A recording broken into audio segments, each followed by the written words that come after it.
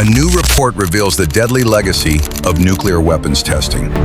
Norwegian People's Aid says at least 4 million premature deaths were caused between 1945 and 2017. Over 2,400 nuclear explosions spread radioactive fallout across the world. Researchers warn that every person alive today carries traces of that radiation. The report says secrecy by nuclear states has hidden the true human cost.